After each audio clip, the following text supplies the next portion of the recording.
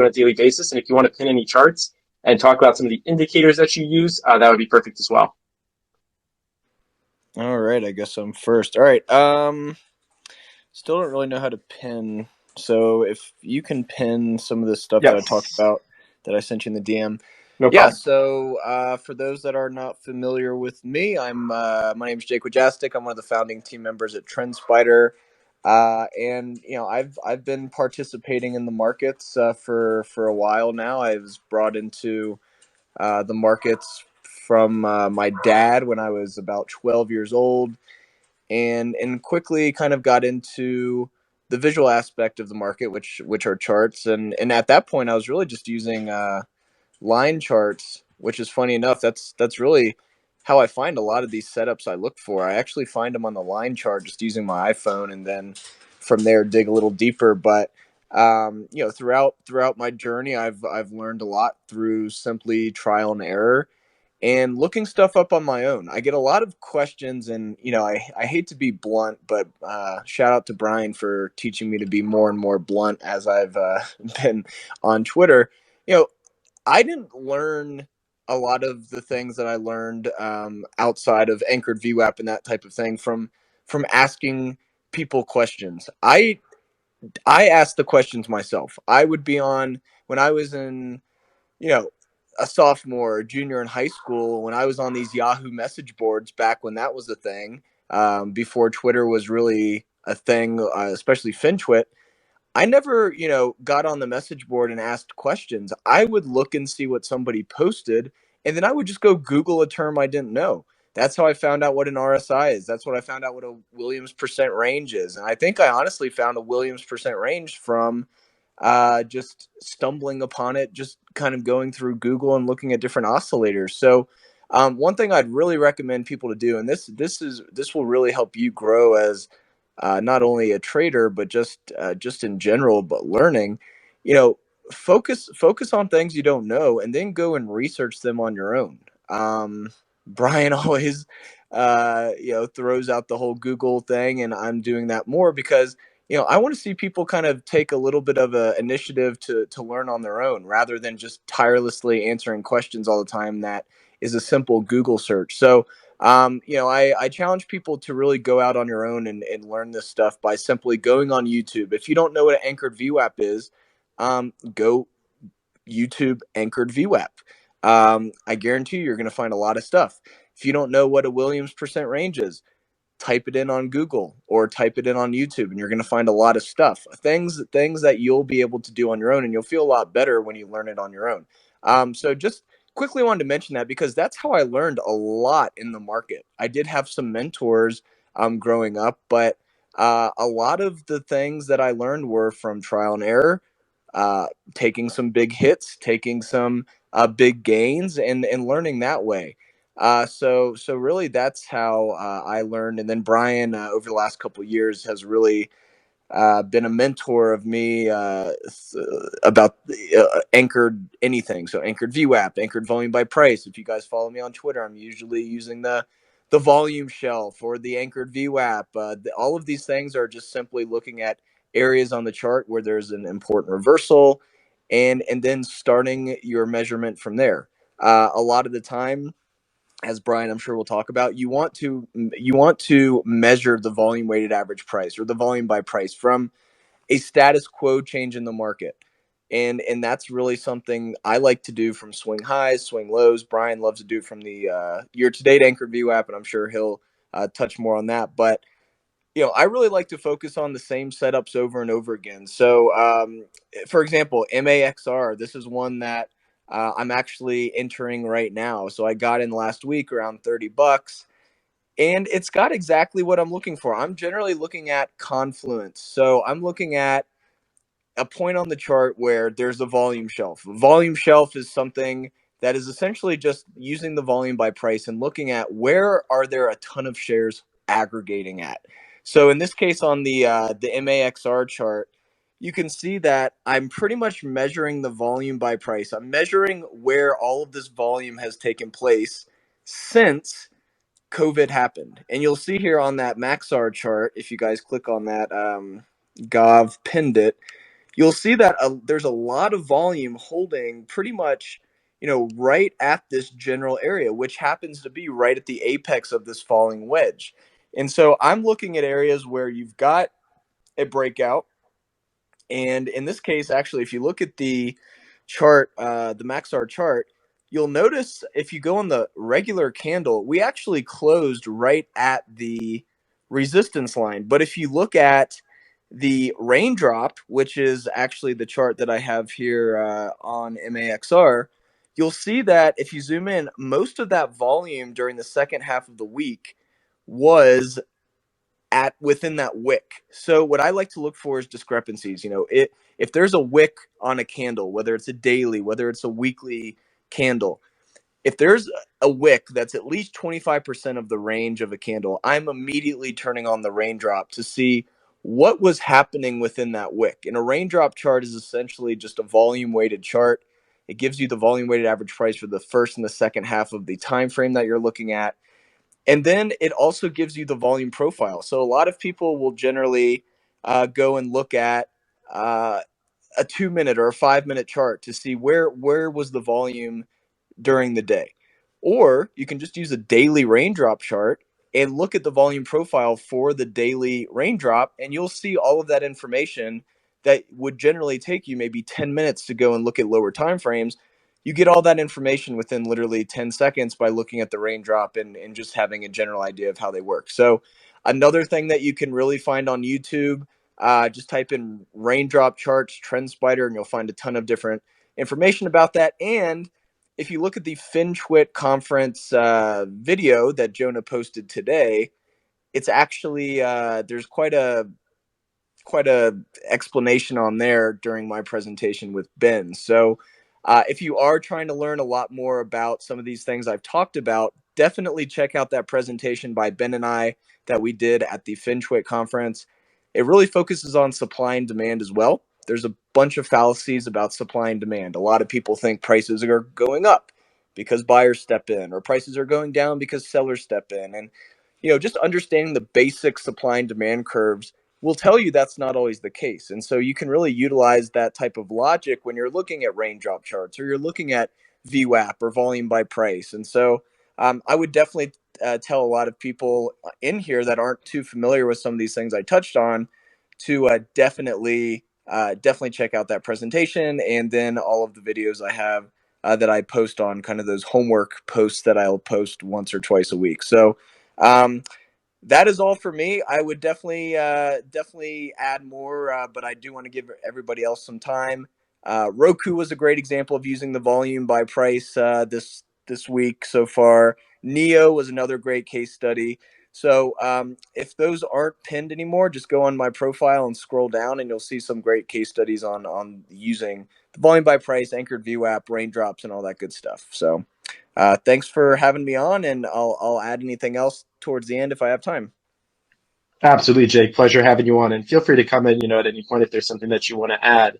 And I did leave those up there. They are still pinned. I just went ahead and pinned Brian's also as well. So if Okay. anybody, yeah, so if you want up top, everybody, you can just scroll through. You can see all of Jake's charts.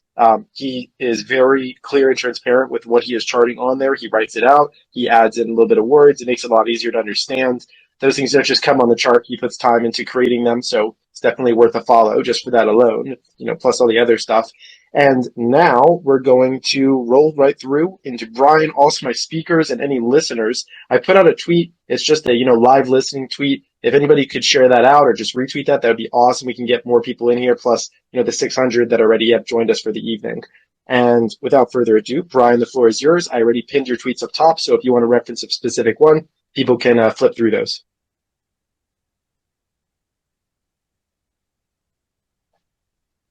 Oh, there we go. You can There hear we me? go. Good. Loud and clear. All right. This is my first spaces, so forgive me for learning the new technology, which is actually pretty simple. I was going to direct message Jake to ask him what I should do, because getting the answers from someone else is always the best way to do it. Anyway, so let me talk first. I just retweeted what I did this morning. So I talk about the anchored volume weighted average price a lot.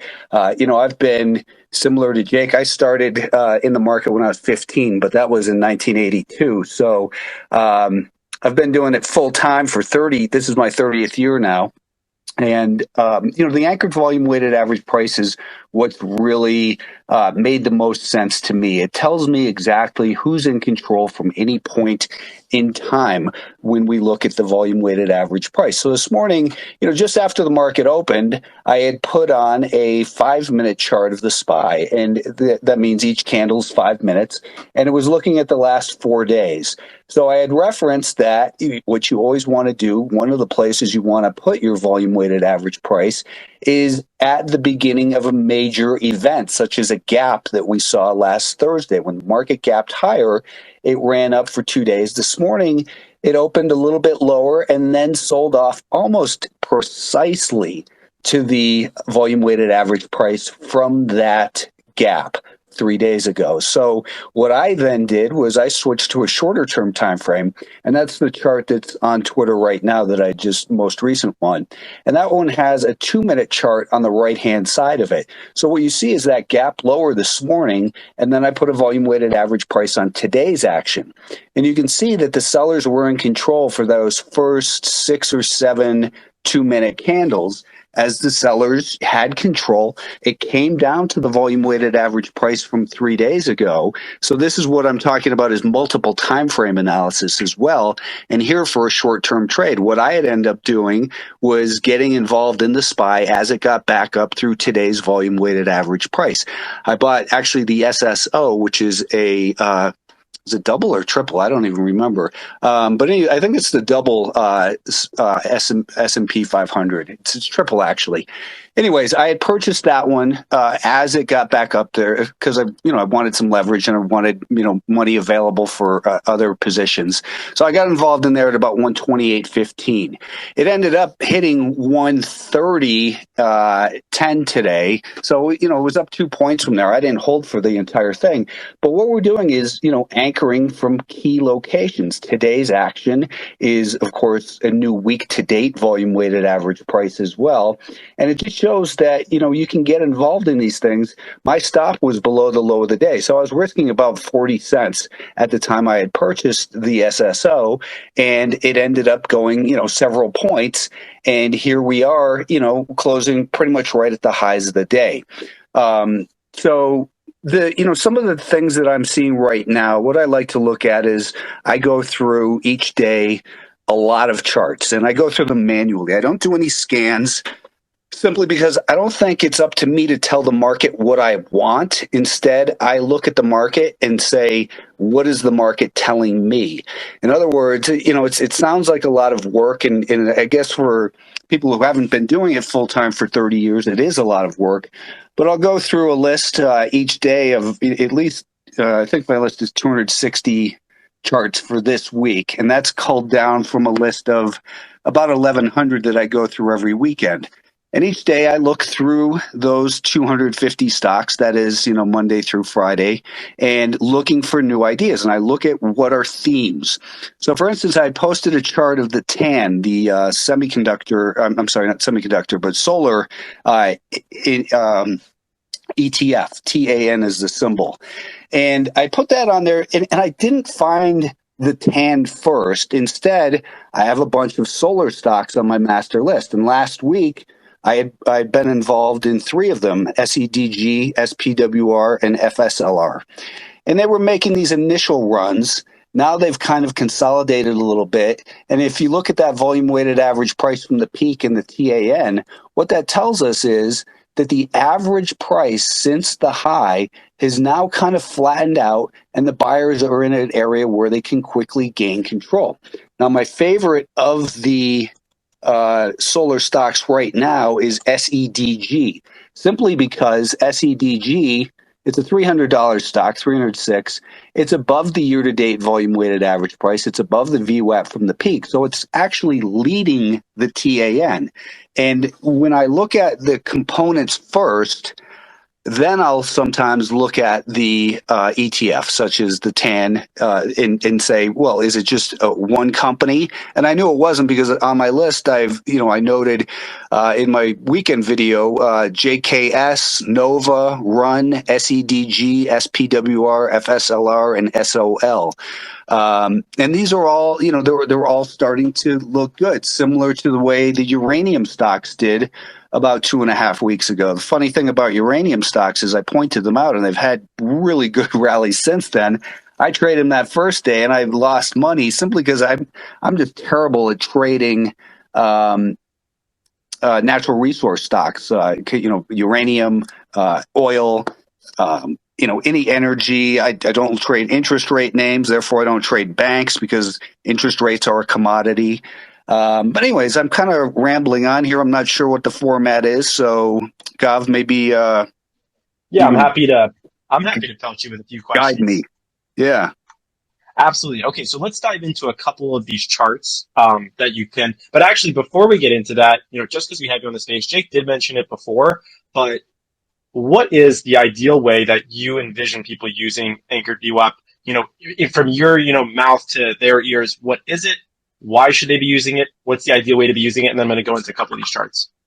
Okay, the anchored volume weighted average price. The volume weighted average price is simply the average price weighted by volume since a period of whatever period that you're looking at. It could be for just the day, and it measures the average price transacted in that stock or ETF or whatever it is you're looking at.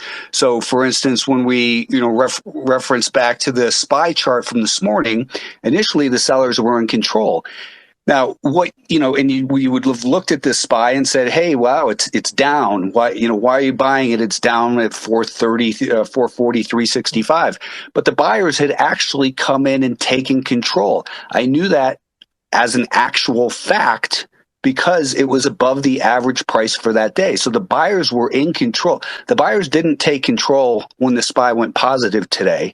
The buyers took control when it was above the volume weighted average price for the session. So it originally started as a benchmark for execution to say, if I had an order that I gave to Goldman Sachs to buy a 500,000 SPY today, I would say at the end of the day, what price did I get filled at? And if they told me, hey, you got the closing price, 447.23, I'd say, well, you guys suck. The volume weighted average price for today was 446.28.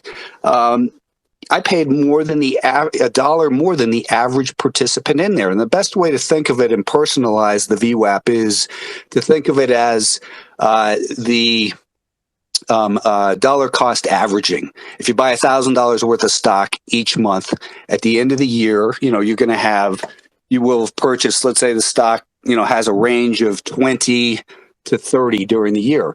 You might have purchased, 50 shares one month, or you might have purchased 33 shares one month. But at the end of the month, your dollar cost average is your volume weighted average price. Now, you might say, well, since tax day, what was my volume weighted average price? So you would set your anchor in your calculation, in other words, to April 15th, assuming, let's say, you made your purchase on the 15th of each month. So the point I'm trying to make is we can measure from any point in control.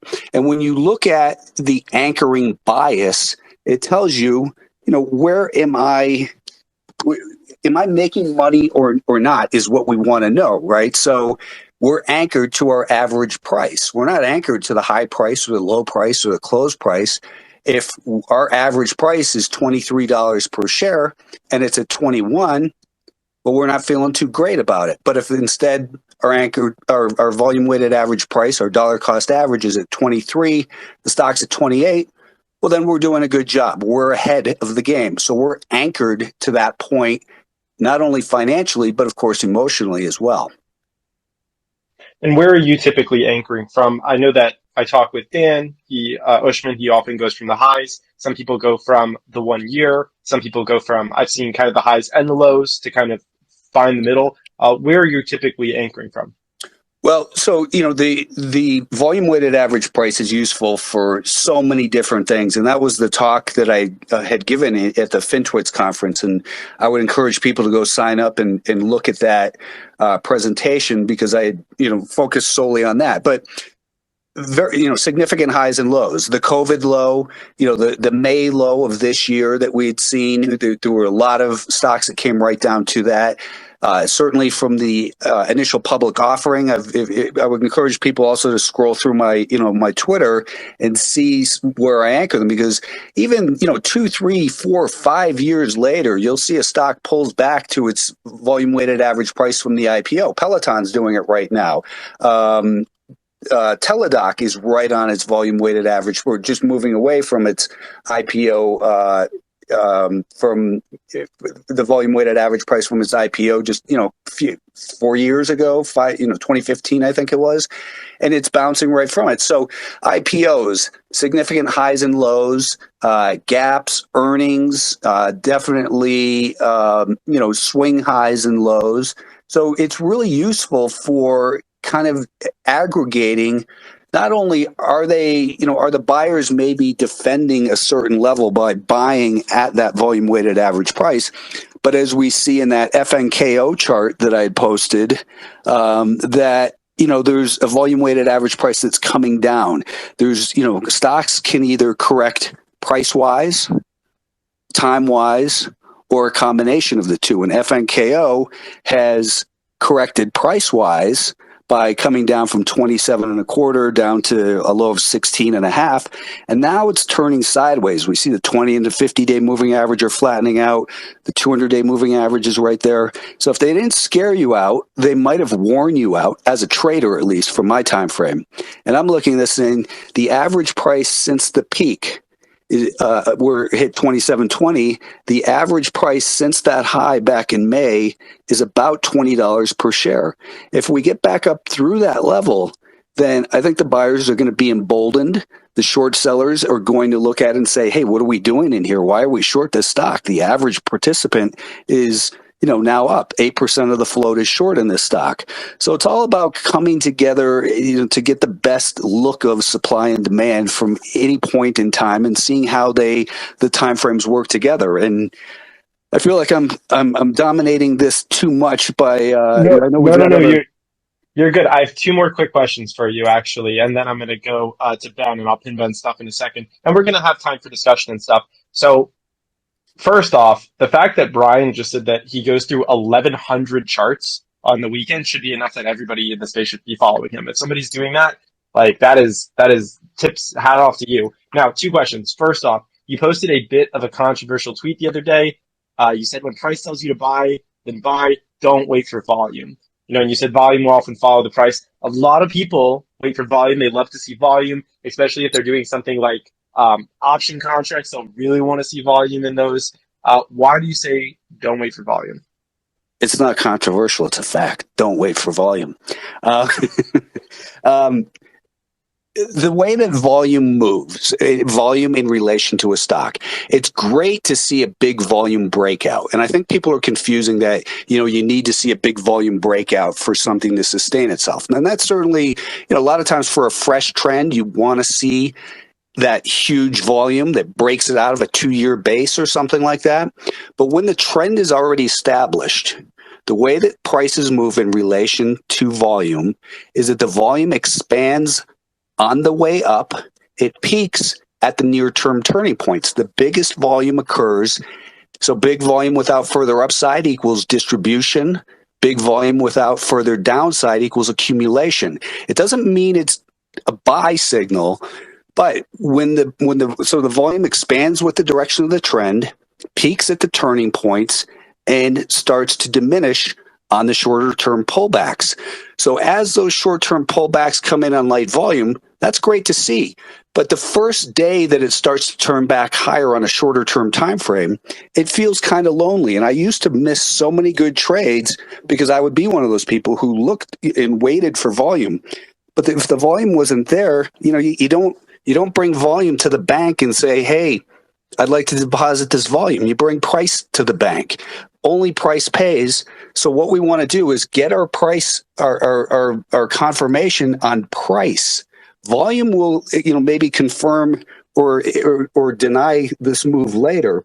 But if you can find the low risk where it just starts to turn back higher again after a short-term consolidation, I promise that the volume will come later. It'll start to expand the next day, the day after that, and 3 or 4 days later, then that volume will peak. It'll turn sideways, and you'll start to see another, low, pullback.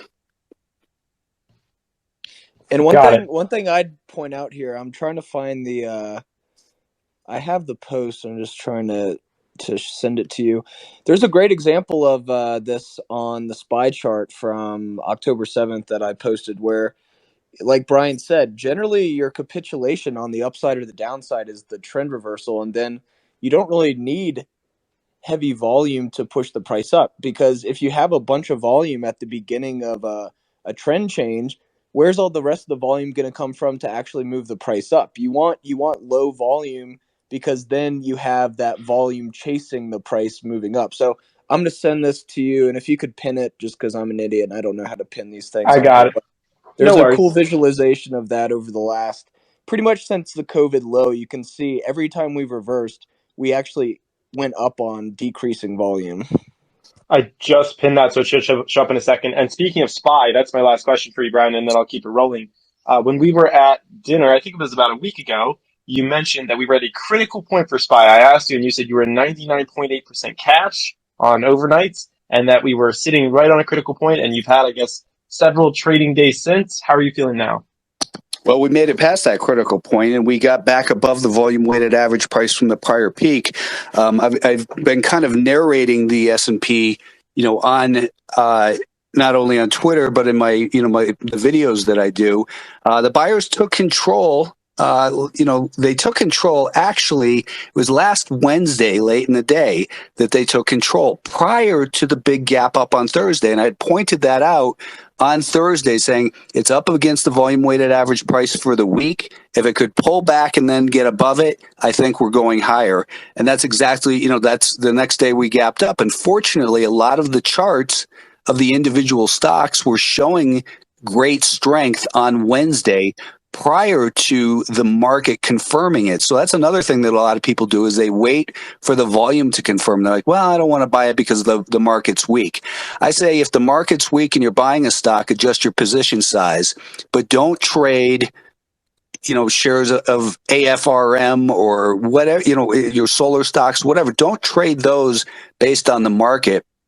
Be aware of the market, but realize you've got to trade each stock based on its own merits. If you're scared of the market because it's not as healthy as you might think it is, then just reduce your share size, your risk.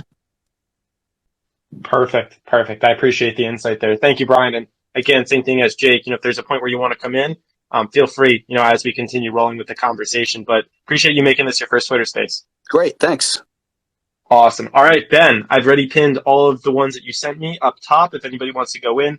Ben did some really nice work on these. So I posted IWO, Bros, which I'm really interested in, S and Task, interested in all of them, but especially in Bros, and I would love to hear, your thoughts, your intro, and your overview.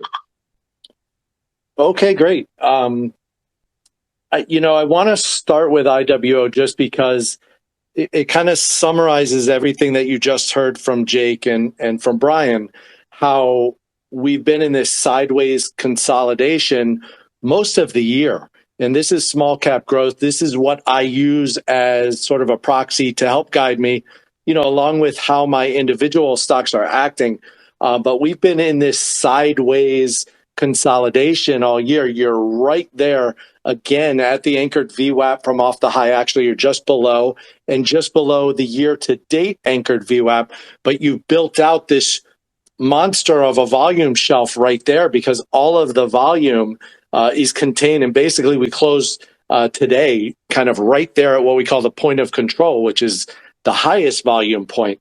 So what I'm looking for, just to really give a tailwind to the small cap growth stocks, which is my universe, is for this to come out, get get back above the volume shelf, get back above the anchored VWAP from off of the high, back above the year to date anchored VWAP. I'm glad that Brian touched on volume too, because there is such a huge difference between needing volume on the breakout versus needing volume within a base, within a consolidation, or in a continuation type move.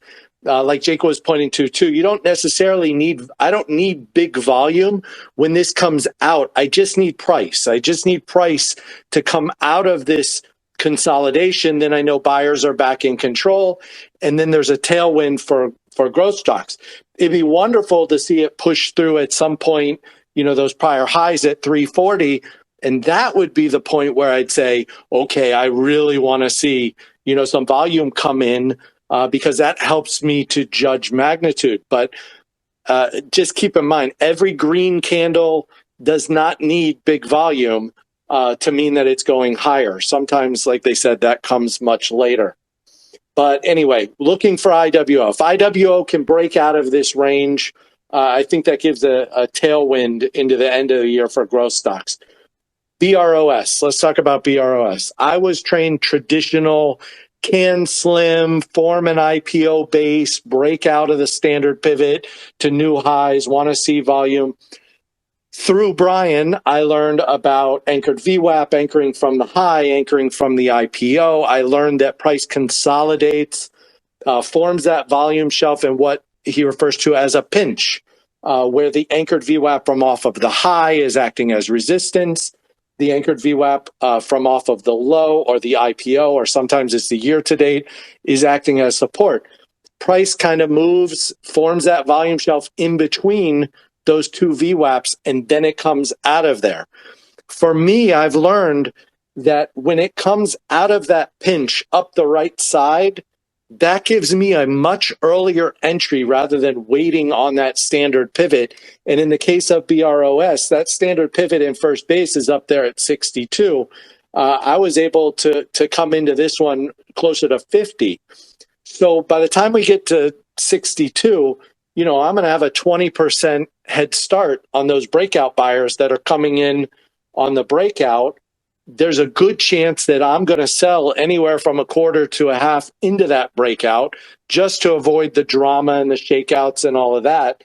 And the pinch is what kind of allows me to come in earlier. I kind of combine that. You see me share inside days, bullish outside days. Those are consolidations that I'm looking for that may happen around the VWAPs and help me with really pinpointing my entry. But most of the time, I'm just looking for that move through. I love when there's an inside day or there's a wick right there against the anchored VWAP, which is what we saw on BROS. Inside day, the next day, got into the wick, broke out above anchored VWAP from off of the high, and off it's gone since. So that's just one of there's many ways, but that's the way that I'm most comfortable with using it. Especially when it comes to these IPOs. I mentioned over the weekend, Sentinel-1, how it reminded me of that. It reminded me of BROS, and you have the same type play here. You have the anchored VWAP from off the IPO, served as support. You did have a little undercut, but it reclaimed within a couple days. Then last week, Thursday and Friday, you were right up against anchored VWAP from off of the high, left the wick there. Couldn't push through, but then today came out of there, came out of that pinch, closed back above anchored VWAP, and this is the same type thing. If I was looking at the traditional can slim form a base here, we're looking at a pivot, up a 73 and a half, somewhere around there. I'm able to come into this, closer to 60, and I can manage my risk really tight, because I'm coming in on the break of that anchored VWAP as it turns back up, and now I can use that same level to manage my risk. So usually when I get up there about 73, 74 in that range where I know that a handle and the traditional can slim would typically form, I'm either taking some off, or depending on how it gets there and how fast, sometimes I'll hold, let it form that handle, especially if it's the consolidations, the inside days like I look for. And then as it breaks out on that big breakout, I'll start selling into that. So it's just allowed me to still manage my risk really tightly, but give me a much earlier entry than the traditional can slim. Wait, I want to show you one more. Even though in after hours, this is Task, TASK. In after hours, they announced a secondary. So last I checked, it was down about 7%. But when you break out of that anchored VWAP and that pinch, a lot of times if you missed it, it will come back and it will test that anchored VWAP, and it's usually within a few days. It will test that anchored VWAP from the upside as it turns the anchored VWAP back up. So if you miss the breakout, if you're patient, a lot of times you'll get that retest. And that's exactly what we saw with Task on Friday. If you missed that breakout, the original entry that I really liked was out of the falling wedge, where you could use the anchored VWAP from the swing low to manage risk. Came out of that wedge, then it cleared the anchored VWAP from off of the high, and then it had another good day on Thursday. But then Friday, it came right back and tested that anchored VWAP as it turned up. So I was actually able to sell some into the breakout, add it back on that retest, and then had a strong day today. Again, this method allows me early entry. You have all-time highs up there at 85.49, where I expect a lot of people to see it and want to come in for that breakout to new highs. I'm going to have probably, if we get there in a reasonable amount of time after this secondary, depending on where it prices, I may have 35-40% head start on those breakout buyers. And my risk in this trade was about less than 2.5%. Wow. So first off, congrats. I saw you shout these out. Now we're looking at it. It feels like almost after the fact, but me, you, and Richard, I know we're talking about bros. I think like a week or two ago on a space. It came up on that morning space, and Richard, I brought that up and was kind of talking about it. So that was great. Now with a stock like this right now, let's take TAS for example, which had the breakout. Now had, it's down like you said about 6% after hours. It's still up on the day a good amount. Is this something where you'd be looking for perhaps a retest again of that volume weighted average price, and then maybe some combination of that with the volume shelf? Well, yeah, it changes now because now we have to see what the price of the secondary is. So there'll be a secondary price, and then I use that as a pivot. And it usually takes about 48 hours before I know, what that secondary is priced at. But that's a very good indication of the demand. Luckily, I have enough cushion here that I can just kind of let it play out. And I've already actually taken some off from late last week, the initial entry. So I have cushion there to be able to let it kind of do its thing. But let's just say it prices at 67. That $67 becomes an important pivot for me because I know if it can stay above that level, there's high demand even for that secondary. I think it was 10 million shares, which is going to add roughly like 10% to it. So as long as that pivot holds and price stays above that level that it's priced at, I feel pretty comfortable just holding through it. On the other hand, if it prices at 67 and it starts coming back in, 65, 64 and under that secondary pricing for a few days, then, you kind of have to put the technicals aside, at least for a few days when something like this happens. Let it kind of play out and then go back to your technicals. So we'll have to see what it prices at. That would be the first step. Definitely makes sense. And for those who are kind of listening to hear this, and obviously they should be following you guys because that's the way they're going to get in the earliest on these. But what if they wanted to do some of their own ways of finding these? Or what do you recommend? Should they sit down and go through 1,100 charts on the weekends? Are there scanners that you use? What's your process been for finding the individual stocks, and for somebody that might not be trading all day to be able to find some of these opportunities? Yeah, I do use scans quite a bit. I use what my scans are telling me to help guide, but I do have a focus list that that I'm really, really narrowing down to. In fact, I have 139 names on the focus list, which is usually half that. So normally I'm focused on about 20 to 30 stocks, and right now it's more than double that. So I go through those, but I do run the scans through TrendSpider, looking for tests of anchored VWAP, looking for the inside days. And I'm not scanning the whole market. I'm only scanning my pre-screened watch lists. But a lot of people have told me, hey, I don't have time to do that. I do. I have time. I do it every day, and I share it, every day, whether it's on Twitter or through YouTube or through the newsletter. Like, I'm always sharing, those ideas to make it easier for people to find, because I know people that have families, people that have full-time jobs. It's tough for them to run through, 1,100 stocks, and I've gone that path too. Not 1,100, but I've gone that path where I'm, going through 300 or 400 every weekend, and TrendSpider just allows me to do it so much faster. I can just take that, focus list that's pre-screened. I can, put in that I want to look for VWAP pinch, or a year-to-date VWAP test, or an anchored VWAP off the high test, or an IPO anchored VWAP. I can run the scan. It spits them out for me, populates, and off I go.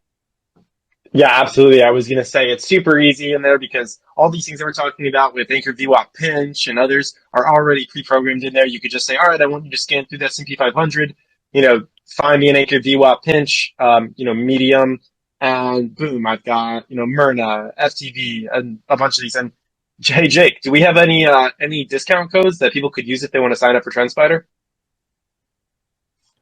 Yep. WF25 is good for 25% off any plan. So we have monthly plans, we have yearly plans, and then from there you can choose monthly or annual subscriptions, and you can actually choose the plan. We have 3 different plans. So if you use WF25, that is good for 25% off any of those plans or monthly - annual subscriptions. Perfect. Thank you, sir.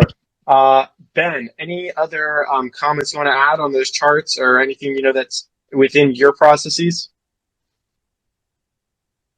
I want to just go back to volume real quick. I'm always looking at those pocket pivots up the right side.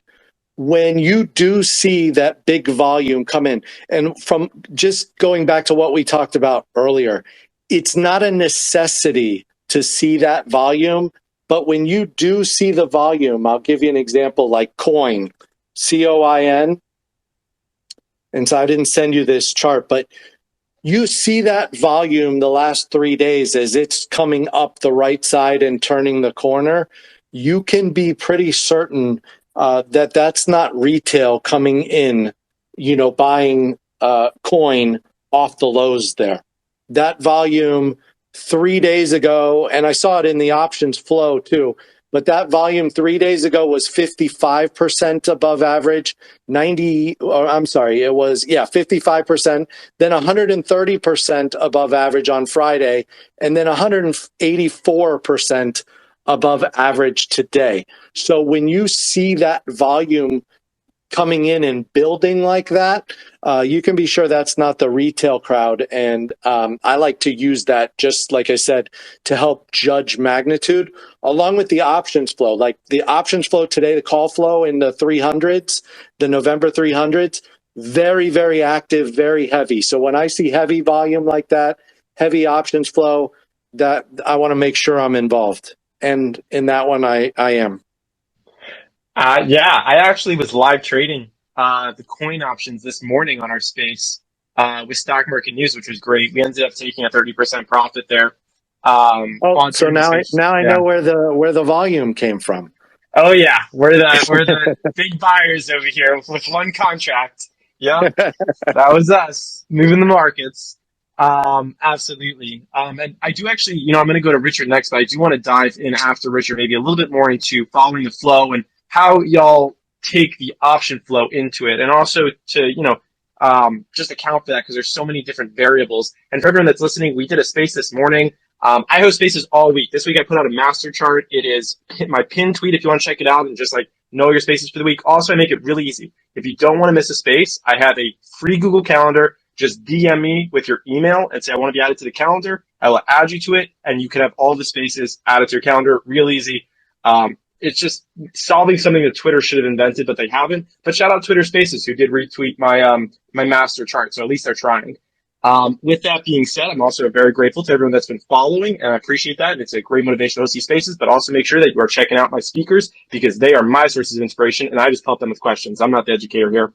Richard, going to you. I already pinned all of your charts. Hey, how's it going? Thanks for having me. I'm busy taking notes on Ben, Jake, and Brian, all of whom I've learned a lot from.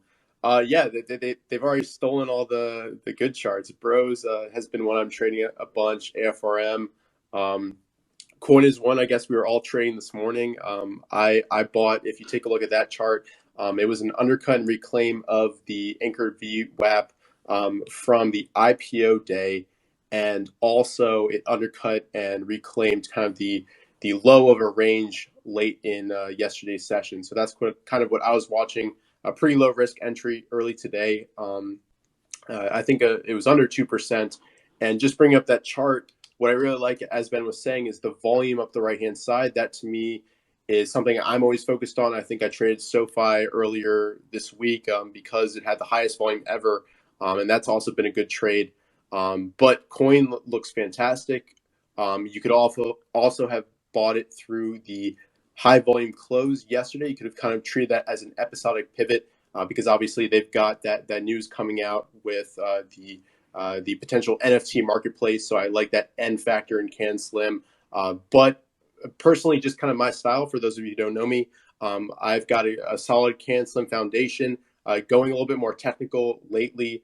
Trying to incorporate a lot of the stuff that Brian's been talking about, multi-time frame analysis. And if you haven't checked out his book, by the way, it's fantastic. Definitely go ahead and give that a read. And I'm going to push you, Brian, to finish your new book because I'm looking forward to reading that as well. But in terms of my process, something that hasn't really been said before in the space, I think it's really important for me to stay organized throughout the day. I think that helps me execute a lot better. So what I do going into any week is I have a list of the top 15 names I want to be focused on during that week. And then every day before the open, I narrow that down to 4 or 5 names. So those are pretty much the only names I've focused on at the open. Today was Skin, SI, Coin, and AFRM. And I've just got alerts set. I'm trying to really focus on those top ideas, and everything else to me is a little bit of noise, just so I can get optimal entries through opening range breakouts, undercut and reclaims, and moving averages, whatever the setup is. And focusing that much on 4 stocks really has helped my performance, I think, because I'm not trying to follow alerts of 20 stocks. I'm just trying to stay focused on what's actually happening with those particular names. So that's a little bit about my process. But Gav, any questions for me specifically about my process, my background, anything? Happy to answer it. Well, let's dive into your charts real quick, which I posted up top because there's a Sure. lot going on, to be honest, versus some of the others. So first thing that stands out Love to me is you have like 4 different colored volume, pieces. You're also using RSI. You're using several moving averages. So like, why the different colored volumes? What does RSI, speak to you? Which moving averages mean the most to you? Walk me through this outline of this chart. Gotcha. So, yeah, great question. So first of all, it's not RSI, it's the relative strength line. So that line, which is the blue line at the top of any of my charts, is basically the relative strength line. So the value of that at any given point is the price of that stock divided by the price of the SPY. So it basically gives me a sense of how that stock is doing versus the rest of the market versus that index ETF. And then I've got some moving averages on there just so I can kind of determine the trend. And then on my actual chart, I've got the 10-day simple moving average, or not day, but whatever time frame it is, the 10-period simple moving average in green. The purple line is the 21 exponential moving average, and the blue line is the 50-day simple moving average. So a lot of Can Slim Foundation people uses this kind of set of moving averages. And at the bottom, my volume's pretty honestly too colorful. I gotta cut down. But any green bars are very high volume. Those are pocket pivot volume signatures. So Ben touched on this a little bit. Basically, within the base, along the right side of a base, especially, I'm always watching for these pocket pivot volume signatures. And a pocket pivot volume signature, a pocket pivot.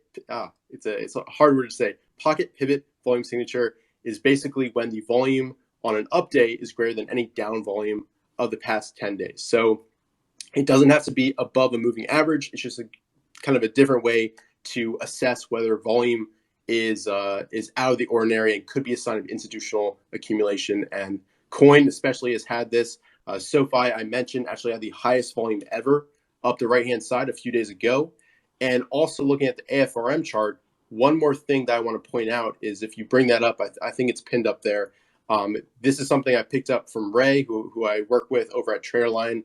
Look at the moving average of volume, and I use a 20 period, but you could definitely use a 50. Overall, over the past month, 2 months or so, that average of the volume has been steadily increasing. And to me, that just is a sign that more and more institutions are getting involved in the stock, is becoming more liquid.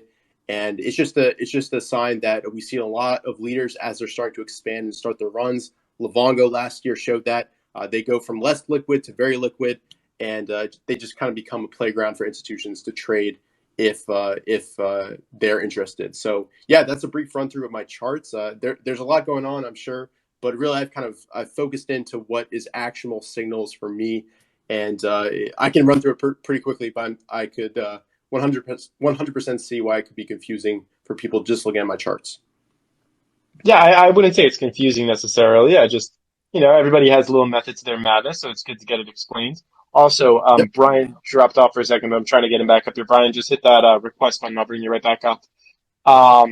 So Richard, with these Yeah. names, do you have what's your process for finding them? Similar to how Brian has his, Ben has his. Are you using the market scanner? What are you scanning for? On a daily basis, I know that you're waking up pretty early to start that due diligence. So what does that look like? Sure. So everything starts for me on the weekends. And what I do is I use MarketSmith, and I basically download all the stock market data they have, which is earnings, sales, margins, all of that. And I use Excel to basically assign a raw score to every stock in the market.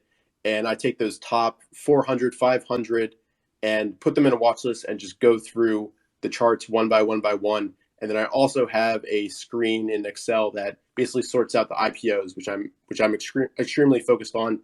So I can find those stocks like Bros, Sentinel One earlier on, Docs, Delo, and really focus on those. So I don't go through 1,100 or whatever Brian said, but I do go through about, I would say 500, 600, and try to identify good setup stocks under accumulation, stocks which within the past month, 2 months or so had those signs of institutional accumulation, a lot of pocket pivots, gap ups on volume.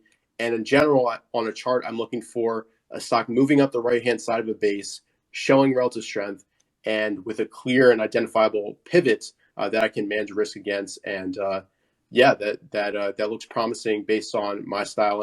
And just to give everybody a sense of my time frame, I'm a swing trader, position trader. I like to buy pretty close to 21 EMA. Often, if there's an inside day and up against the 21 EMA, I like to get involved there. AFRM a few days ago on the 6th had that type of setup, and then usually I'm out when a stock breaks the 21 EMA with negative price action. So I'm not really one to sit through bases, but I do play it a little faster than maybe a traditional position trader would, a traditional can slim position trader.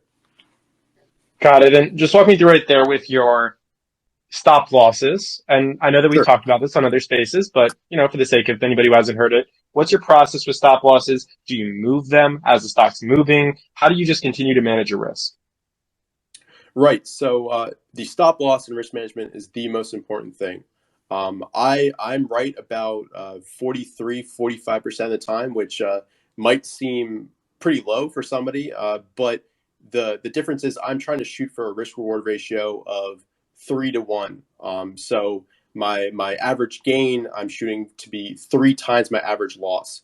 And this means I can really focus on the leaders and take multiple shots and get stopped out a few times. But if it works once, it will pay for all my losers. So before I take any trade, the first thing I ask myself is, can I manage risk right here?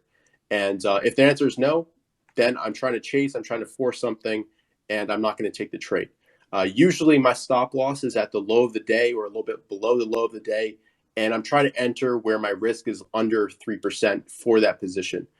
So if I'm buying an opening range breakout, I put my stop at the low of the day. And this does get you stopped out a few times, but it also gives you the chance, because you're keeping your risk so low, that, as I said, you can take multiple shots and even buy it back intraday. In terms of moving up my stop loss, say that 3% stop works, the stock moves up 5, 6, 7% the next few days. I might move my stop up to half my initial risk. So I'd go to minus 1.5%. I just kind of keep moving up my stop as the stock makes profits for me. And if it's respecting the 21 EMA, the 10-day, I might use those as kind of my guide for where my stop loss should be. And I'm also trying to look for the natural reactions in the stock where it pulls back and then reconfirms higher. This is something I'm picking up from Oliver Kell, and using those opportunities as basically a place to move out my stop until. And so I kind of know what's expected. If a stock reconfirms an uptrend, it's not really supposed to turn around and break that low. So that's where I'd move up my stop to. Got it. Got it.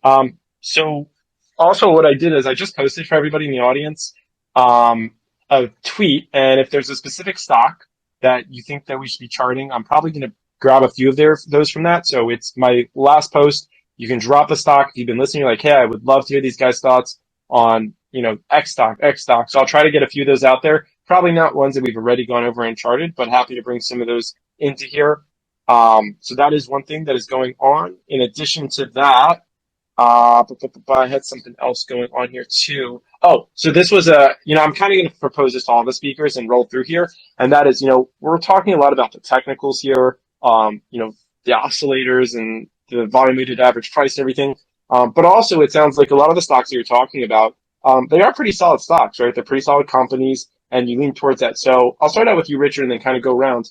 Where do fundamentals come into play here? What type of stocks will you just stay away from at all costs? Do you examine, anything like the key ratios or anything like that? Is there some type of a hybrid approach here, or is it pretty much strictly technical?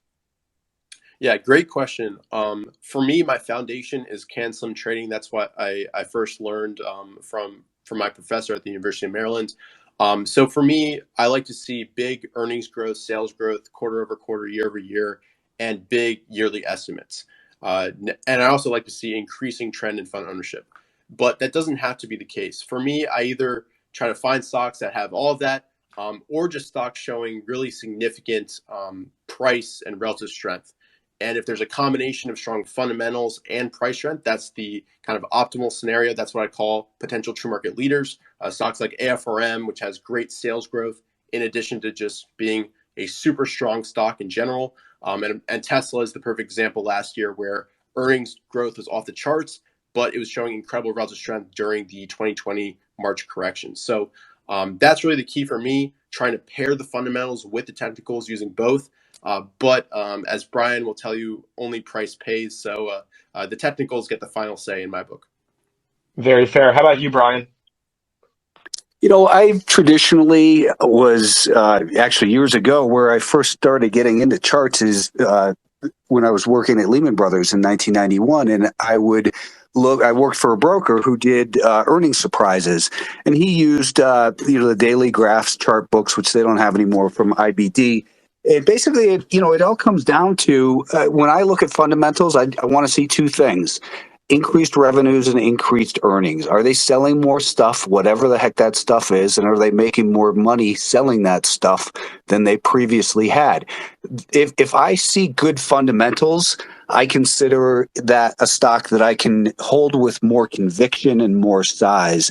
But I will trade, some of these little weird stocks that get going once in a while, just in different sectors and that sort of thing. So fundamentals aren't first for me, as Richard said, I always like to say and remind people, only price pays. It can have a great story, but if the stock's going down, you don't want to have anything to do with it, because the market's a discounting mechanism. It discounts the past and anticipates the future, and it doesn't always show that in the fundamentals. So the market's, again, forward looking. But what I don't trade small small speculative biotech stocks with no earnings. Those are just absolute no's for me. I don't care what the chart looks like. I don't trade anything related to commodities, and as I said, any type of natural resource, aluminum, I don't trade it. Steel, I don't trade it. Energy names. And the reason for that is because there's more than one set of supply and demand. There's the supply and demand for the underlying commodity, and then there's the supply and demand for the stock itself. And you don't know, is this gold producer hedged and they're not going to participate in the upside in the gold market, for instance? Not that there's any there, but those are things that I avoid. Yeah. I caught the jab at the gold like that. Okay, fair enough. What about any of these momentum or meme names or short squeeze names? Do you ever take a look at them? Yeah, absolutely. I mean, I've been writing about short squeezes for the last 15 years, and that it's and that's another great way that the volume weighted average price can help us. If we analyze the volume weighted average price in conjunction with the changes in short interest, it tells us where the shorts, it gives us a good estimation of what price they're short at, so that we know if it gets above that level, that they're going to start to feel uncomfortable and perhaps be motivated to go cover their short. You'll see people talking all the time about, hey, look at this short squeeze. I look at the stock and it's in a clear downtrend. It's just, there's two types of short squeezes. There's a knee-jerk, nervous reaction for a stock in a downtrend, and there's structural short squeezes where you get a good idea of, again, the market structure is that here's where the shorts are positioned. Therefore, if it gets above this point, they should start to feel pain. They might not all cover immediately, but you'll know that they're in a bad position based on the volume weighted average price from where those changes occurred. And it gives you, again, a little bit more confidence that, that the buyers are going to be able to maintain control better and to, stick it to the shorts. Absolutely. Got it. Ben, going to you with the question of including fundamentals in your technical analysis or in your analysis overall. Yeah, when I was discussing that focus list earlier, that's pre-screened and same as everyone else. Like Richard mentioned, like Brian mentioned, looking for strong revenue growth, looking for strong earnings growth. I like to see a new product, a new service, maybe a new CEO, a change, something structurally going on, or just increased demand. Because I'm one that believes that those earnings follow the revenue. So if you get the big revenue growth, those earnings follow, and then ultimately price follows those earnings. So outside of just those fundamentals, I'm like Brian too. I don't touch the small biotechs and that, but I also look for those power earnings gaps. Like, for example, I don't mind a name like Alcoa, which had a huge earnings the other day and was up 15%. Even though it's commodity related, it had that big power earnings gap that will get on my radar. So besides the strong fundamentals, which when I'm screening technicals, I'm only screening technicals among stocks that have already, pre-qualified my earnings and revenue growth. So then I add to that the power earnings gap list, and I keep one fresh every quarter for any of the stocks that showed me double-digit price gain on the day, and then an increase of average volume greater than 300%. So if you give me that on a day and show me that they've caught the analysts and they've caught the institutions off guard, I'll usually add that to the list as well. Got it. Awesome. And Jake, going to you, how do you, take this approach? I know you're Obviously, very technical. You've been giving presentations. You're building a whole platform on it. So where do the fundamentals come into play? Because there are plenty of fundamentals on TrendSpider. Yeah, so I kind of back to what Brian and Ben said. Will not trade anything that has a history of dilution. So now there are companies like Upstart that had some dilution events because they were growing so much. Fubo actually has dilution or had dilution at the market offering because they're growing, but these small biotech names, these small shitty small cap names, they don't even have to be biotech. If you go look at the news and within the last year they've got multiple news events that have dilution in them, that's generally a pretty decent sign to stay away, because then you've got all of this supply on the market and it completely just throws off the chart, because that chart that you're looking at historically is based on X supply, and then you bring in a new amount of supply that really can throw off the technicals. So definitely stay away from that. But I like to look at, from a fundamental perspective, things that I see on a daily basis. See things that my friends are using. Spotify is a great example of that. Spotify is one that I'm very bullish on long term, from both the technical and fundamental side of things. But I really want to see people actually using these things. I want to see, not necessarily always that you see it on the TV, so it's definitely a good pick. Smile Direct's a good one that I saw advertised a lot, and I was bullish on it early into this year. And then go look at the chart; it's done nothing but go down. So just because they're always advertising doesn't necessarily mean that's a good thing. But the more you see something, for example, Fubo, this is a good example of, you're just starting to see it talked about more. You're starting to really see it more on just the TV on. Okay, this is available on Fubo, and those are the types of things that I look for. Now, honestly, I'll look at Ben's stuff, I'll look at Richard's stuff, I'll look at Jonah's stuff for the fundamental side of things, because it's just not something I've really gotten into, and that's why Twitter's a great resource for this type of thing. You follow people who are essentially experts in a specific thing, and I wouldn't consider myself an expert on the revenues and all of that. Now, anything that's got growth, that's what I'm kind of focusing on. And Jonah, Ben, Richard, these guys post a lot of the fundamental side of things, where you can go and look at that and then compare the chart and see if they align. So Puru is another one that posts a lot of great fundamental stuff that I'll just kind of piggyback off of, so I don't have to go do it myself. And that's why I like to post a lot of charts. Maybe somebody's really good at the fundamentals, but they're not really focused on the charts. Hopefully my chart can help add another perspective. So things that are trending, things right now that I like, that are probably going to be useful or utilized from the infrastructure bill: solar, um, electric vehicles, charging stations. BLNK is one that I'm looking at right now a lot, because it's simply something that's kind of lagging your F cells and your plug powers right now. So I sometimes like to look at what's lagging a little bit from the leaders. Now, you generally want to follow the leaders, but there are some times where you'll find a good laggard that needs to chase or catch up to one of the leaders. So that's kind of what I look at. Technicals definitely are the main thing, and as I mentioned, I'm a lot of the time just looking at the line chart. And I have a list of probably 50 to 75 stocks that I just scroll through on my phone every day. That's how I found MAXR.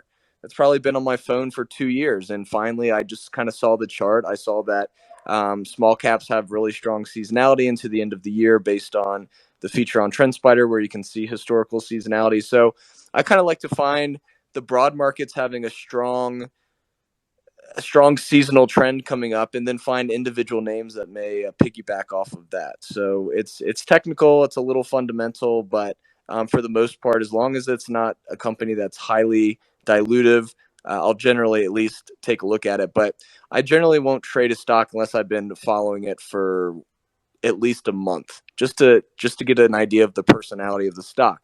Does it gap down every morning and go red to green? Does it gap up and then go red? Those are things that you want to know, and that will kind of keep your emotions in check if you know the personality of the stock before you get into it. Amazing. And for those listening, MAXR, Now that one hasn't really had the same spike that a lot of these other names have had. You're kind of more looking at that chart and seeing that it's kind of, potentially ready for one. And of course, none of this is financial advice. We're simply just, transparently sharing our analysis. Is that kind of what Yeah, you're I looking at? mean, yeah, I mean that one's got a relatively small market cap, so it definitely falls under kind of your IWM mover. So if IWM, which it does, has a very strong seasonal time of the year going into November. Um, since 2016, IWM has a 100% win rate, meaning it goes up 100% of the time versus October's close. And since 2009, which was the financial crisis bottom, it's got a 92% win rate. That doesn't mean that IWM is 100% going up in November. But when you've got, IWM setting up with a nice bull flag on the monthly and you've got the seasonality, then I'm not going to go trade IWM. I'm going to trade the individual names that may have a higher beta that will move with IWM. And that's kind of Maxar fits that list. I saw Maxar pretty much go from 25 to 58 in no time when small caps caught a bid during the January February craziness. So I kind of look back in history and remember the personality of the stocks and then kind of go from there and try to catch that next wave. Absolutely. Okay. Two more questions, and I promise we're going to get to some of these individual names, and I'm going to try to keep the individual name ones fast. Brian, question for you. All the charts that you sent me with a 1 month and a 1 year. Why those two time frames? And perhaps that pertains to your book. Um, yeah, I guess that was a coincidence. It's maybe just because I was just doing it at that moment. But I like to look at, a detailed look of inside the action of the daily time frame. So generally, I like to look at least a year for the daily time frame, and then just kind of look at what I need to on the intradays, meaning what's most relevant. Where are there previous consolidation areas? What are the key volume weighted average price levels?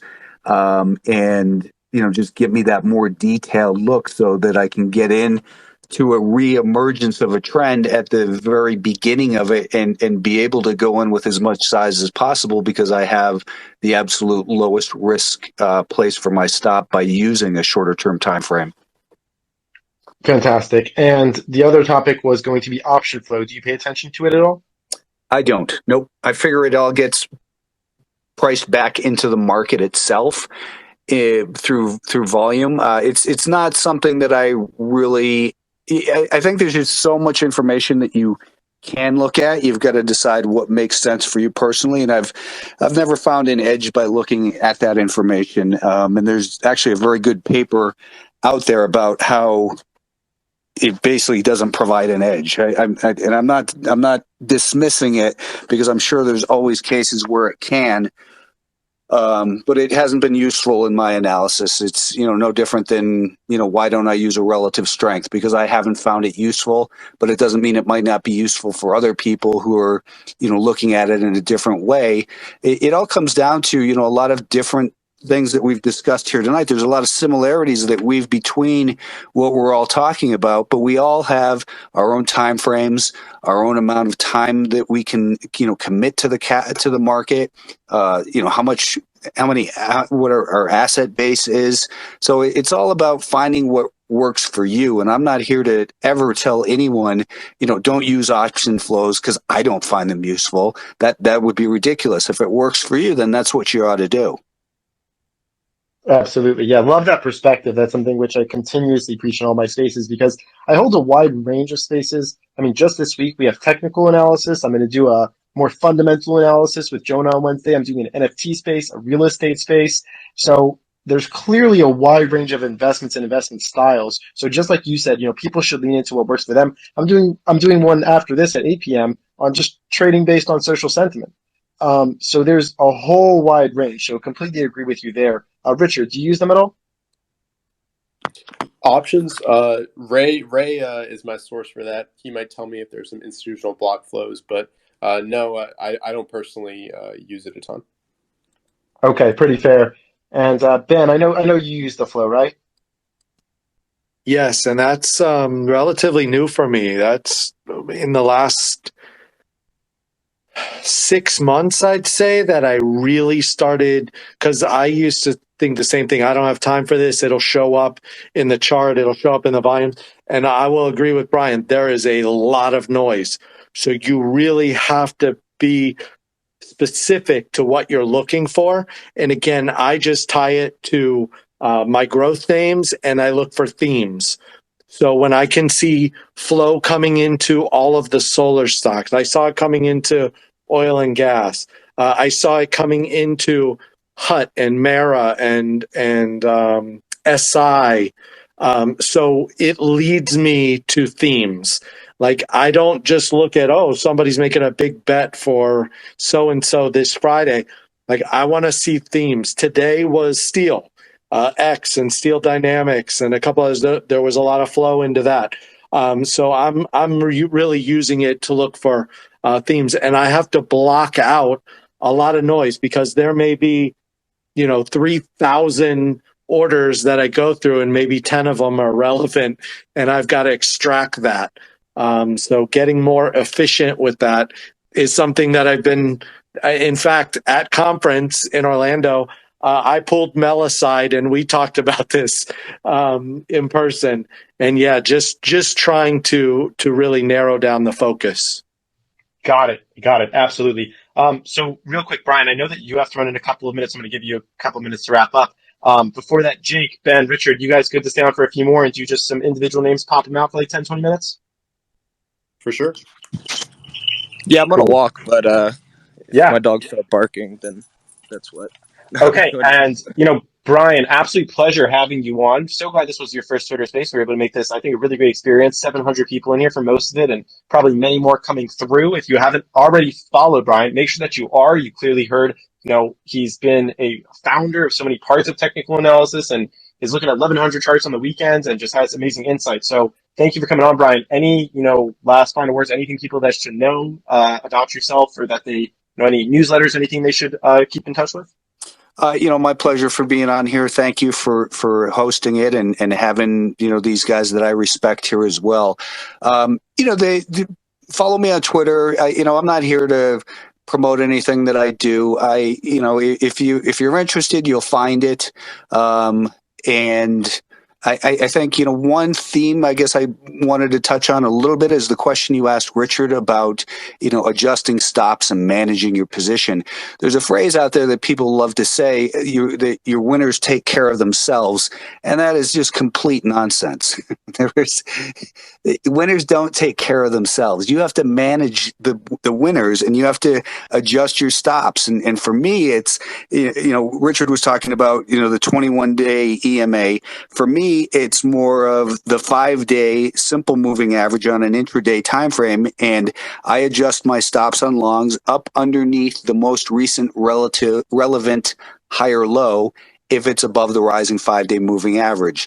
I'll also take profits along the way, but you've got to manage your positions. You don't just look at a price target and say, hey, that's the price target. I'm just going to set my my sell at that level. It gets, it runs 20%, falls 4% short of your price target, and then it comes all the way back down is absolutely foolish. You've got to manage your money, and that's why they call it money management. So anyways, that's all. Absolutely. Pleasure having you on, Brian, and completely agree with you there, right? It's nobody ever went broke taking profits and all the other cliche sayings. I think that form into it, but 100% you got to take care of your winners. Right on. Okay. Thanks, guys. All right. Take care, Brian. I'll let you know when this recording's up in case there's anything you want to reference back to. For the others, we're going to roll now into some quick. So I'm going to ask my speakers maybe like a minute and a half to 2 minutes on, each of these, and I'm just going to pop them out. Richard, I'm going to you first. So nobody seems to know what this stock does, but I know that you do because I read about it in your newsletter this weekend. What's the chart on Upstart look like? Yeah, so I think I post that chart. I don't know if you can pin that. Yep, It might be it's pinned pinned. above already. Yeah, so just looking at this chart, this has a lot of momentum. To me, it looks like it's under accumulation at this moment. It just broke out of a high tight flag pivot. And my entry was lower within the right side of this base, near around 318 or so. and it definitely got short-term extended. We saw a little bit of profit taking on Friday. That's why it didn't close near the highs. And then obviously we had the downgrade today, which caused that gap down. But really promising is that it responded super strongly. I mean, a lot of growth stocks are strong today, but going from down 5% to almost flat and almost green is awesome.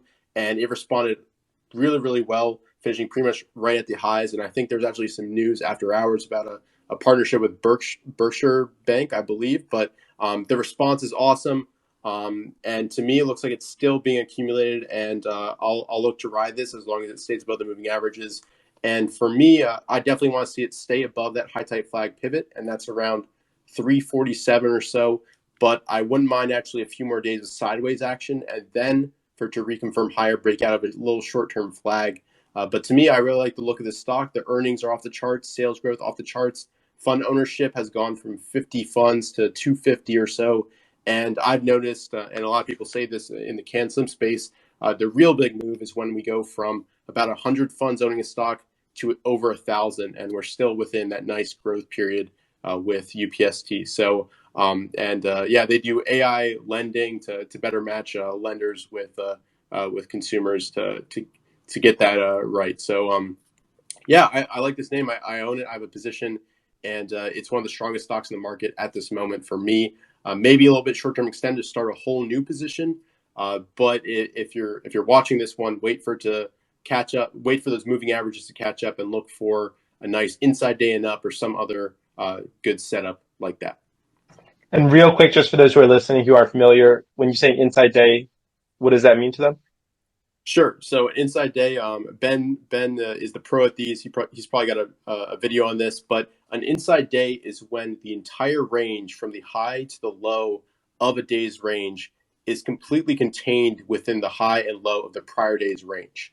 So if you think about what that means on an intraday time frame, that means that there's tightening and consolidation compared to the prior days. So from tightness comes expansion, and that's why that setup is usually a good time to get in, and that's also a volatility contraction pattern. For those of you who are familiar with that pattern, that's what it basically is on a short-term time frame.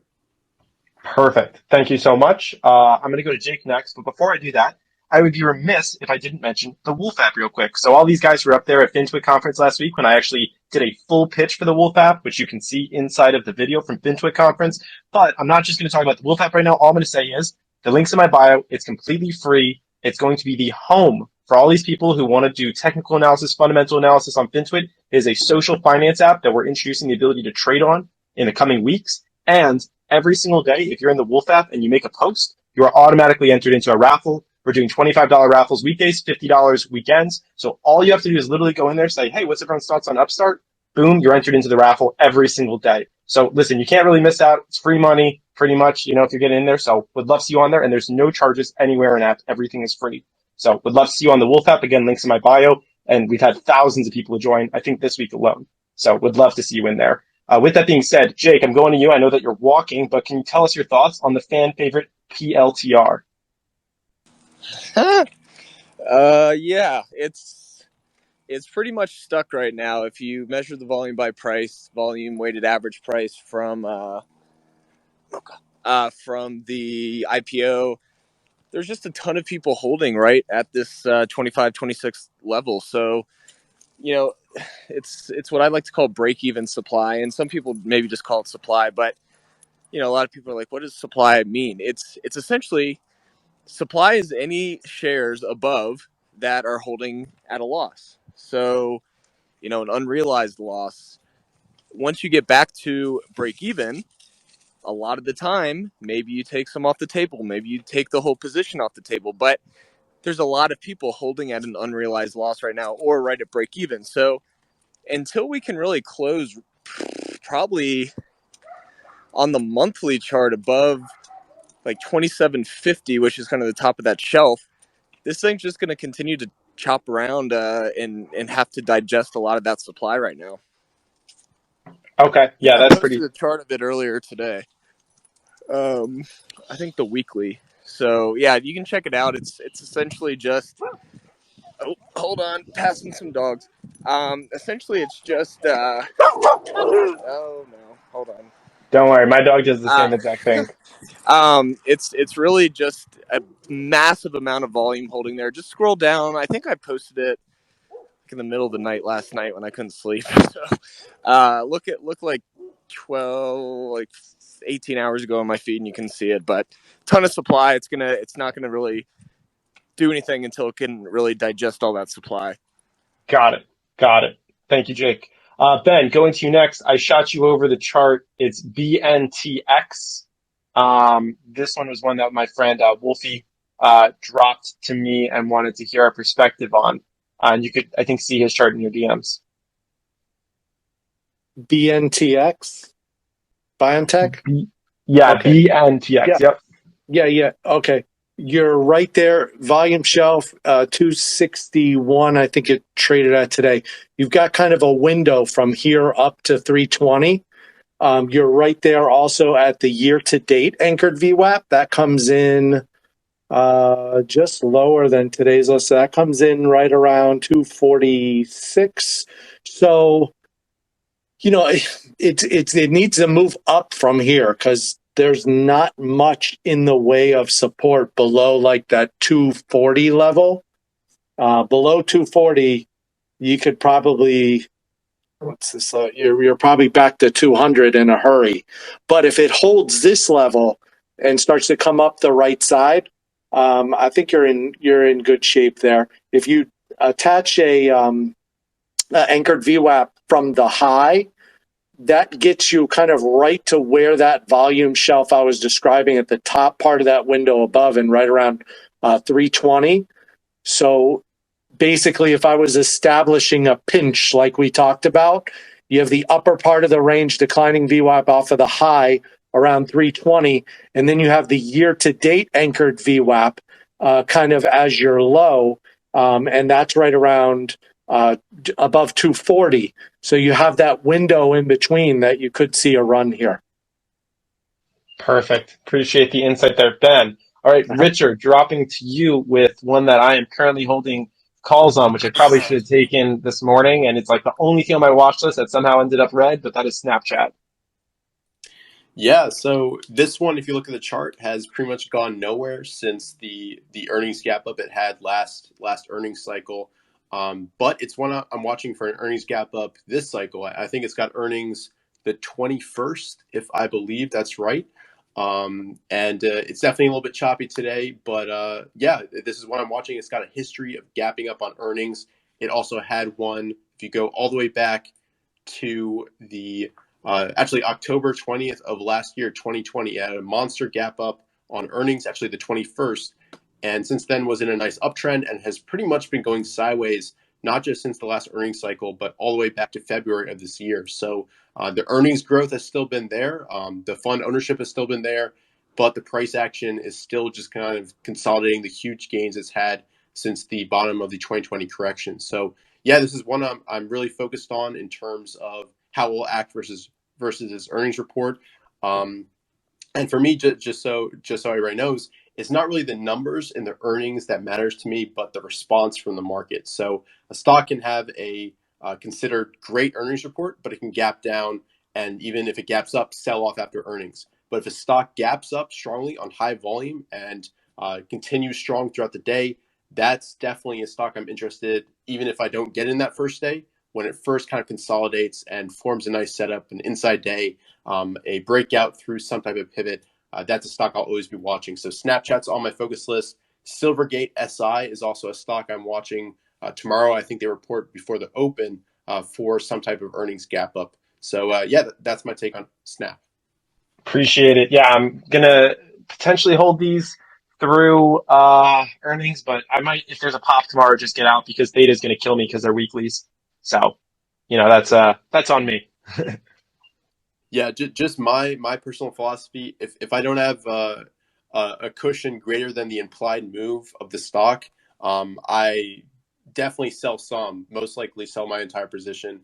Just how I manage the risk reward. That's my personal style. Perfectly fair. I appreciate the insight. Real quick, genuine thank you from the bottom of my heart to the several hundred people who hung out with us here for over an hour and a half. You took time out of your nights to come, join me in educating ourselves from these amazing speakers. And, big round of applause to all of you and shout out for doing that and putting the time. This isn't, a sports podcast. This isn't something else. You're taking time to genuinely invest in your financial future. And, I think that you deserve some recognition for that. So big shout out to our audience. And we're just going to do a couple more here and then we'll move it to wrap up. Okay, Jake, I'm coming back to you. Hopefully the dogs have passed. I would love to hear your thoughts on Tesla. Yeah, Tesla is just an absolute freaking beast. Yeah, so Tesla, I mean, your main level to watch is the previous all-time highs right around 900. And then this is when you really have to start using fibs. And I remember when I first started talking to Dan, when we kind of were first getting TrendSpider off the ground, and he's like, "Yeah, you don't use fibs." I'm like, "No, they're stupid." And then, oh, beautiful, another dog right when I'm starting to talk. Yeah, so fibs really come into play mostly on extensions. I don't really use inside fibs, meaning I'm not looking at fibs between the measured move, because there's generally pivots that you can use that generally are more powerful because they're actual price action rather than just fib levels. Now, once you get out of previous price action, especially on something like Tesla or Bitcoin or Ethereum that are likely going to hit all-time highs pretty soon, you have to use the 1.618 extensions. So because you don't have any previous price history to look at to the left. So if you're on Twitter, I'm sure you'll hear people say, yeah, you got to just look to the left. Well, when you're at all-time highs, there is nothing to look at to the left other than blank chart. So this is when you need to find the most recent measured move and then apply those 0.618 extensions to that move. So Tesla has the 1.618 extension from the... Do I have that chart here? Hold on, let me look at my... I'm just trying to see what that measured move was. So the measured move is from the January high to the March low. That's the measured move that I looked at. So the 1.618 extension of that move is right around 1100 to 1150. Anytime you're looking at my charts or anything, you'll always see that I'm using zones rather than an exact price level. So for me, anywhere from 1100 to 1150 would definitely be an area of interest above. And it's Tesla. This thing can move 10% one day and be there in a few days. So we'll just have to see what happens. But that would be the main area that I'm watching after the all-time high is broken through, if it happens around 900. Okay, awesome. Thank you, Jake. And then Ben, my last one for you is going to be UAL, United Airlines. UAL. Well, I'll tell you what we were talking about flow. There's always flow in the airline, so I've learned to kind of ignore that a little bit. Let's see, UAL. You got volume shelf a little bit lower. Let's see where we're at with anchored VWAP from off of the high, and then anchored VWAP if you go to the October, what is this? October low. Yeah, let's go even further back. So if you go from the October low, you're just now pulling into that area, and price kind of danced around that level for the last 3 months. Anchored VWAP off of the high, and that's going back to the high you had in March. That acted as resistance just recently, just a few weeks ago. So you came up, you tagged that anchored VWAP from off of the high, reversed back to the lower half. Now you're trying to find support there, just a little bit lower, about 46 3/4. You're right there, and it's just a matter of, does that hold? If that holds, you could get a bounce right there and go right back to the upper end of that range and the upper end of the pinch, which is above 51. If that level doesn't hold, though, you've got support a little bit lower around 43, which you've tagged 3 times. So if that anchored VWAP doesn't hold at this level, you're probably looking at another, pushback down towards that 43 level. Does look like there's strong support. 3 times you've tagged that level and bounced at 43. If this level right here holds and does turn back up here. And what I like to see it undercut that anchored VWAP and then reclaim it. And then go what we call the oops reversal, where it undercuts it, opens below it or gaps below it, but then closes back above and goes green. Richard talking about inside days and me talking about oops reversals feels like we've switched hats, because normally that's the other way around. But that's what I would look for here, is that undercut, and then if it reclaims, maybe you get back above 50. Perfect. Perfect. I appreciate the insight. Okay. That's going to be it for the individual names that we're due for tonight, because we're going to roll into some wrap up. Again, if you have not already made sure that you're following these speakers, you need to be following them. They are just some of the top financial minds on Twitter. They're consistently out here giving this stuff away for free. Who knows why? I mean, they're just putting it out there. Richard sits down, like he said, every weekend, just spends hours. Like, this guy doesn't have a weekend. He's just charting. He's putting it out there. Ben on a daily basis, Jake, with the platform and everything. So big props to everything that they're doing, and major shout out to them. So it's very much worth it, and I would love to go into just a couple minutes of wrap up from each. Richard, starting with you. I would go so far as to say I don't have a weekend, but All right, yeah, I'm joking. He has a very fun life. I know. I went out to dinner and a club with him. He's great. Yeah, there you go. Yeah, nothing much to say. If you're interested in kind of learning more from me, I have a YouTube channel, which is kind of my main place where I post content. And my favorite thing there is my interviews with top traders, investors. I've interviewed U.S. investing champions of 2020, of 2019, really kind of going in depth into their background, style, going through trade ideas. So if you don't just want to learn from me, but also some really top traders and investors who have been doing this for decades, I definitely would recommend checking out my channel on YouTube. And yeah, with that, thanks so much for having me again. It's always fun being on these spaces, and I learn something new every single time. Jake, Brian, Ben, awesome guys, and I've got some notes written down right next to me. So yeah, thanks so much for having me. Always a pleasure having you on, man. You're always welcome, and I know that we have one or two more already planned for this week. So we'll be getting in our time together. Love to see it. Ben? Yeah, I want to say the same. Just a thank you to you, Gavin, Jake, Richard, Brian. These guys have played such an instrumental role in my development as a trader. I like to think that we all help to lift each other to a higher level, and actually getting to spend some time, with each of them. Just fantastic group, and I want to thank them each personally for in my trading. I see a little bit of each of them in everything I do. So it really was a pleasure getting to spend some time with them. Beyond that, no, just I've got a blog, I've got YouTube, I've got the newsletter. It's all out there, constantly sharing stuff on Twitter. The list that I use, as well as just throwing some stocks out there. I share a weekly watch list on YouTube, so no one should be at a lack of ideas. Between all of us, there are a ton of ideas out there every week. So just have to go find them and make them your own. 100% fully agree with you. It is out there. It is ready to be, repurposed and to deeper into, and you can take someone else's idea, add your own spin to it, your unique due diligence. It is really, really fun stuff. Jake. Yeah, man. Thanks so much for having me, and always a pleasure being on the panel with all these guys, Richard, Ben, Brian, who really taught me pretty much everything I know about the whole process of anchoring any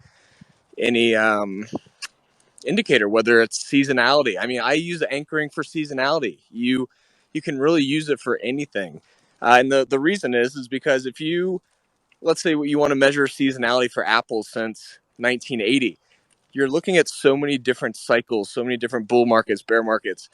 You generally want to anchor from the start of a trend, or a reversal in the market. So I like to use it pretty much for everything, and not just on the technical side. So a huge shout out to Brian as always. But yeah, no, it was a great time. Thanks for having me. And